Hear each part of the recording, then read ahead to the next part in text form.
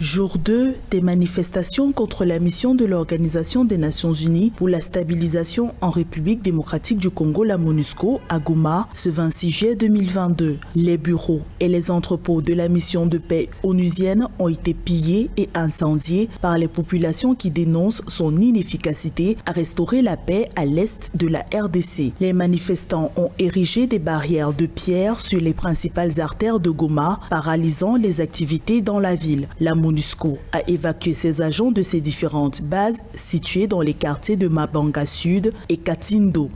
Dans la matinée, la situation était revenue plus ou moins calme, mais autour de 10 heures, la foule s'est amassée encore de plus.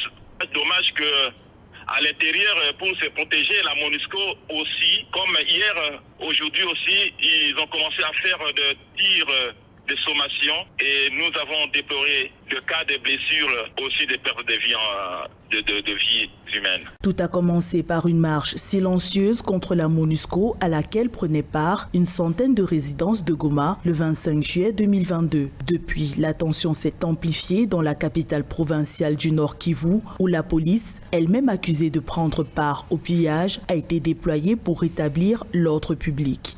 Le ministre de la Communication, porte-parole du gouvernement Patrick Muyaya, a annoncé des poursuites et des sanctions exemplaires contre les auteurs de ces actes.